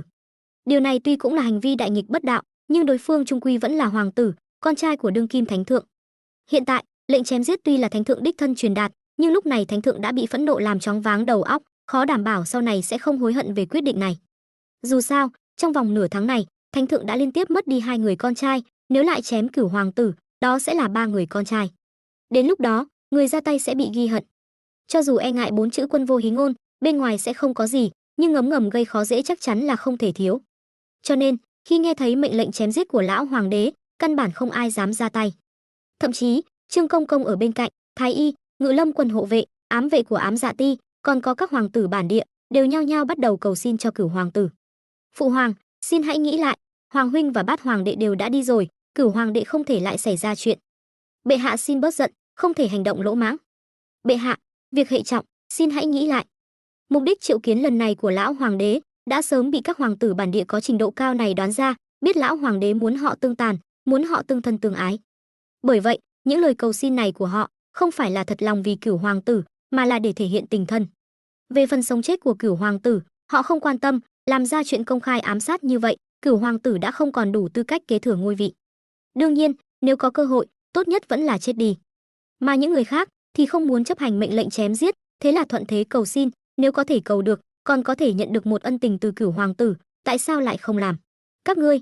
Tuy nhiên, lúc này lão hoàng đế tức giận vô cùng, nhìn thấy các hoàng tử, thái giám, thái y, hộ vệ xung quanh cầu xin, tức đến bật cười, hay cho các ngươi, đến lời của trẫm cũng không nghe có đúng không? Đám người không trả lời, chỉ có các hoàng tử bản địa lại dẫn đầu, đồng thanh nói: "Xin phụ hoàng thu hồi mệnh lệnh đã ban. Xin bệ hạ nghĩ lại." Các thái y, hộ vệ cũng lần lượt nói. Lão hoàng đế thấy vậy, sắc mặt một trận âm tình bất định. Người chơi vốn đang bị áp giải, không phản kháng, vùi đầu chờ chết, nghe thấy những lời của người xung quanh, không khỏi ngạc nhiên ngẩng đầu lên. Không thể nào, như vậy mà cũng có thể không sao. Hắn đã chuẩn bị sẵn sàng để bị loại khỏi cuộc chơi rồi. Nhưng dường như mọi chuyện vẫn còn có thể cứu vãn. Đúng lúc này, một giọng nói đột nhiên vang lên, nhi thần nguyện vì phụ hoàng giải ưu. Cùng với tiếng nói, liền thấy trong đám người có người bước ra. Ngay sau đó, xoang một tiếng, người đó đi tới trên đường, rút ra thanh đao bên hông một tên Ngự Lâm quân, cầm trong tay, nhanh chân bước về phía Cửu hoàng tử đang bị các ám vệ áp giải, tốc độ vừa nhanh vừa vội. Sau đó, khi lão hoàng đế và mọi người xung quanh nhìn về phía hắn đã đi vào trong ngự thư phòng, đến chỗ Cửu hoàng tử đang bị áp giải. Không có bất kỳ lời thừa thãi nào, vung tay chém xuống, phập, trường đao chém thẳng vào cổ Cửu hoàng tử, máu tươi bắn tung tóe, đầu người rơi xuống. Ngươi! Lão hoàng đế nhìn cái đầu bị chặt, lăn sang một bên, vẻ mặt vẫn còn ngạc nhiên, một cảm giác choáng váng ập đến. Lúc này, cảm xúc phẫn nộ đột nhiên giảm xuống, thay vào đó là sự hối hận sâu sắc. Tận mắt chứng kiến con trai bị chém đầu, đối với bất kỳ người làm cha làm mẹ nào, đều là một cú sốc lớn. Thế nhưng, đây là mệnh lệnh của hắn. Quân Vô Hí Ngôn, nhưng là, lão hoàng đế nhìn về phía trước, Tô Lăng trên tay vẫn còn dính máu, trong lòng sự chán ghét vào thời khắc này có thể nói là đạt đến đỉnh điểm. Xung quanh, từ khi Tô Lăng bước ra, đã chìm trong sự im lặng tuyệt đối. Sự im lặng này kéo dài đến khi Tô Lăng không chút do dự, vung tay chém xuống đầu Cửu hoàng tử, rồi đến khi lão hoàng đế và Tô Lăng nhìn nhau, vẫn không ai phá vỡ. Tất cả mọi người đều im lặng nhìn, hoặc kinh ngạc há hốc mồm, hoặc cảm thấy khó hiểu, hoặc có chút hả hê. Thập tam đệ này xem ra cũng xong rồi. Các hoàng tử bản địa, vẻ mặt tuy kinh ngạc, nhưng trong lòng lại có chút hả hê. Mà các hoạn quan, thái y, hộ vệ trong ngự thư phòng thì kinh ngạc há hốc mồm, đối với màn tranh đấu hoàng thất liên tiếp này cảm thấy kinh hãi. Về phần những người chơi hoàng tử còn lại, thì vẻ mặt lại trở nên mơ hồ, mờ mịt. Khi Tô Lăng hạ đao kết liễu Cửu hoàng tử, tất cả bọn họ đều đồng loạt nhận được một thông báo trò chơi mới. Người chơi hành hạ chí tử cùng tưởng bị người chơi Tô Lăng loại khỏi cuộc chơi. Chuyện gì đang xảy ra vậy? Tô Lăng không phải là Cửu hoàng tử kia sao? Giờ hắn đã bị chém đầu, tại sao lại là bị Tô Lăng loại bỏ? Rốt cuộc ai mới là Tô Lăng thực sự? Trong lúc các người chơi hoang mang, lão hoàng đế trên long ỷ lại lên tiếng. Là một đế vương, lão hoàng đế không phải chưa từng thấy cảnh chém đầu, một tướng công thành vạn cốt khô, huống chi là một đế vương. Chẳng qua, vì người bị chém là con trai mình, nên lão hoàng đế mới nhất thời bị chấn động. Nhưng rất nhanh, lão hoàng đế đã khôi phục lại, trên mặt nổi lên vẻ mặt không biểu cảm, che giấu mọi suy nghĩ, đặc trưng của một đế vương. Tốt, Minh Nghĩa, ngươi đúng là con trai tốt của trẫm. Nói một câu không rõ là khen ngợi hay mỉa mai, lão hoàng đế lạnh nhạt phân phó, Trương Công Công, ngươi dẫn người lo liệu thi thể thái tử và cửu hoàng tử, chuẩn bị an táng, trẫm mệt rồi, đi nghỉ ngơi trước, những người khác lui xuống đi. Dứt lời, lão hoàng đế phất tay áo bỏ đi, rời khỏi ngự thư phòng. Vâng. Trương Công Công nghe xong, vội vàng đáp lời, sau đó bắt đầu chỉ huy đám ngự lâm quân hộ vệ xông vào xử lý thi thể thái tử và cửu hoàng tử. Các ám vệ từ các nơi trong ngự thư phòng lao ra trước đó, thấy vậy cũng lặng lẽ rút lui. Rất nhanh, trong ngự thư phòng chỉ còn lại các hoàng tử. Thập tam đệ, ngươi, ai? Có hoàng tử khi rời đi, nhìn Tô Lăng lắc đầu liên tục, thở dài, nhưng trên khóe mắt lại lộ rõ vẻ hả hê. Nhiều hoàng tử khác thì trực tiếp không thèm để ý đến Tô Lăng, ngay cả khách sáo cũng không buồn làm, trực tiếp rời khỏi ngự thư phòng. Mà khác với họ, ánh mắt các hoàng tử người chơi nhìn Tô Lăng thì giống như gặp quỷ.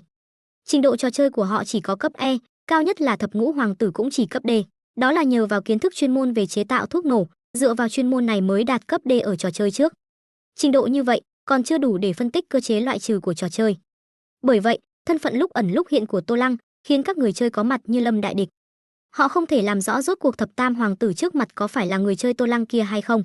Rõ ràng khi người chơi nhập vai cửu hoàng tử ngộ sát người chơi nhập vai thái tử, hệ thống trò chơi nhắc nhở họ, cửu hoàng tử là Tô Lăng. Nhưng ngay sau đó, thập tam hoàng tử này bước ra, vung đao chém đầu người mà họ cho là Tô Lăng, hệ thống trò chơi lại nhắc nhở họ, thập tam hoàng tử trước mặt mới là Tô Lăng. Trong lòng họ đã suy đoán, đối phương có phải hay không có loại đạo cụ đặc biệt, cưỡng chế trao đổi thân phận với người khác. Khi thập tam hoàng tử bước ra, rút đao chém đầu đối phương đã cưỡng chế trao đổi thân phận hai bên. Thế nhưng, nếu có đạo cụ đặc biệt như vậy, hoàn toàn không cần thiết dùng ở đây, trực tiếp đợi đến khi chỉ còn lại người chơi cuối cùng, rồi trao đổi để giành chiến thắng nhiệm vụ nhánh không tốt hơn sao? Hay là, đối phương có nhiều hơn một đạo cụ đặc biệt như vậy? Thế nhưng, những người đã chơi qua không ít trò chơi như họ, biết rõ sự quý hiếm của đạo cụ, và đạo cụ không giống như thẻ nhân vật, có thể thu được thông qua việc nhập vai đặc biệt vào hình tượng nhân vật, mỗi màn chơi và việc nhận được đạo cụ gì đều là ngẫu nhiên, không có khả năng lặp lại. Nhưng nếu vậy, hành động chuyển đổi thân phận vừa rồi của đối phương lại không thể giải thích được. Hay là, hành động chuyển đổi thân phận của Tô Lăng này, kỳ thật không phải dùng đạo cụ, mà là một loại năng lực của đối phương. Nhưng nếu là như vậy, vậy trò chơi này hoàn toàn không có tính cân bằng. Đối phương trực tiếp không ngừng chuyển đổi thân phận, liên tục một đổi một với họ, cho đến khi giết chết tất cả bọn họ là được. Trong lúc nhất thời, các người chơi có mặt, nhìn Tô Lăng với ánh mắt đầy kiêng dè.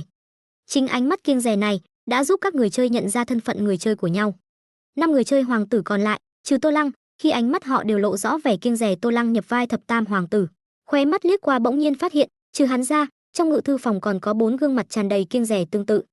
Sau đó, 5 người đều sững sờ, lập tức bừng tỉnh, thông qua điểm này xác nhận thân phận người chơi của đối phương. Nhị hoàng tử, tam hoàng tử, tứ hoàng tử, thất hoàng tử, thập ngũ hoàng tử. Sau khi xác nhận thân phận của nhau, trong đó người chơi có trình độ trò chơi cấp D, ID trò chơi là Đại Bạch, tên thật là Tăng Nghị, đột nhiên nháy mắt với 4 người chơi còn lại, rồi xoay người rời khỏi ngự thư phòng. 4 người chơi còn lại thấy vậy, tuy không rõ nội tình, nhưng vẫn nhanh chóng đi theo ra khỏi ngự thư phòng. Khi đến bên ngoài ngự thư phòng, thấy Tăng Nghị đang đợi ở một góc đường, 4 người chơi duy trì khoảng cách nhất định đi tới. Vị huynh đệ kia, dùng ánh mắt ám chỉ chúng ta ra đây có chuyện gì? Tam hoàng tử, người quen thuộc đạo lý đối nhân xử thế nhất, lúc này mở miệng hỏi Tăng Nghị.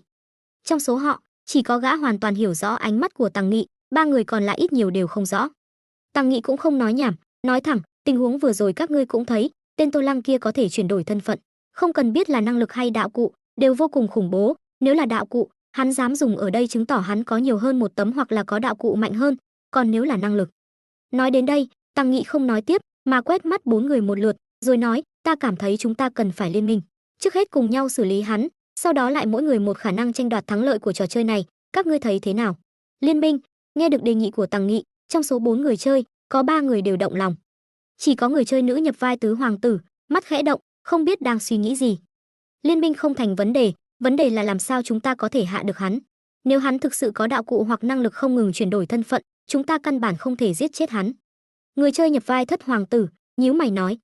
Những người khác cũng nhao nhao gật đầu. Cái này các ngươi yên tâm, ta tự có biện pháp. Tăng Nghị đã tính trước nói. Với kỹ thuật chuyên môn, hắn không hề lo lắng về việc xử lý đối phương. Có thể cưỡng chế chuyển đổi thân phận thì sao? Chỉ cần dụ đối phương đến một nơi đặc biệt, rồi cho nổ tung tất cả các mục tiêu có thể chuyển đổi thân phận của đối phương, bao gồm cả bản thể, chẳng phải là xong sao? Đương nhiên, làm thế nào để dụ đối phương đến đó là một vấn đề nan giải.